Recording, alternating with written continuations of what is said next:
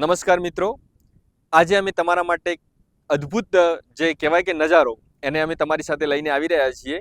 તો એનું અચૂક સ્થળ તમને બતાવીશું કે દાંતીવાડા ડેમ. તો દાંતીવાડા ડેમ ક્યાં છે? તો બનાસકાંઠા જિલ્લાની અંદર આવેલો એક આ દાંતીવાડા ડેમ, જે તમારે અહીંયા આવવા માટે દાંતીવાડા ગામથી સીધા તમે ગામમાં આવો છો ને ગામની અંદર આવી અને એડિશનલ સ્લીપવે વાળો જે રસ્તો છે ને એ રસ્તેથી તમે અંદર વળો એટલે સીધા દાંતીવાડા ડેમની અંદર આવી શકો છો.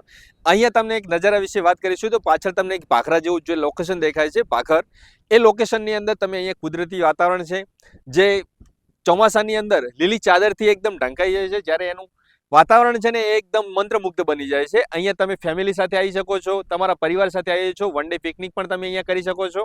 અને જે અહીંયા એક પાણીનો નજારો છે, જે અહીંયા એક તમે જે એનું કહેવાય ને કે આ જે જગ્યા છે ત્યાં તમે બેસીને એનું વાતાવરણ પણ માણી શકો છો, જે કુદરતી રીતે મંત્રમુગ્ધ કરી દે. તમારા ફેમિલી સાથે આવીને તમે અહીંયા પિકનિક પણ માણી શકો છો. જે અહીંયા તમે જોઈ શકો છો કે હું કેમેરામેનને જરૂર કહીશ કે અહીંયા પાણીનો થોડો નજારો તમને બતાવશે, જ્યાં તમને એક જોવાલાયક સ્થળ તરીકે બહુ જ મજા આવે એવું એક સ્થળ છે. અને એ સ્થળ છે કે અહીંયા પાણીનો નજારો તમે જોઈ શકો છો. પાછળ જે પાણીની આવક હોય છે ચોમાસાની અંદર, તો પાણી આવતું હોય છે. અહીંયા બેસીને તમે પાણીનો પણ એક નજારો માણી શકો છો. પાછળ અહીંયા ભાખરાનું છે, અહીંયા જે ડેમના એક જે ગેટ છે એનું લોકેશન પણ બહુ બેસ્ટ તરીકે અહીંથી જોવા મળી રહ્યું છે. તો આ એક કુદરતી નજારો છે જે અહીંયા એક તમે પિકનિક તરીકે પણ અહીંયા એક વિકસિત જે પોઈન્ટ કહેવાય ને, અહીંયા ડ્રોન શૂટ છે, ફેમિલી ફોટો છે. તમે અહીંયા આવો તો તમારા બાળકો સાથે રમત રમવી હોય તો આ તમે જે કરવું હોય તમે બધું જ અહીંયા કરી શકો છો, જે વાતાવરણના હિસાબથી.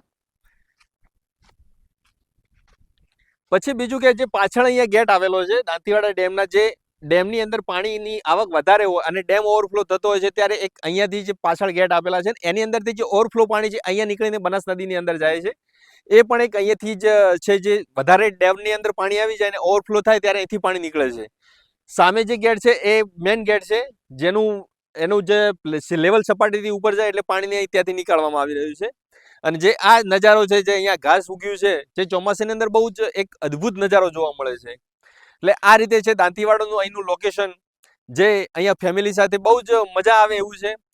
ફોટોશૂટ માટે છે અહીંયા બહુ મસ્ત એક લોકેશન છે. પાછળ એક વિજયાસર માતાનું જે મંદિર આવેલું છે, ત્યાં પણ આપણે દર્શન કરીને ધન્યતા અનુભવી શકીએ.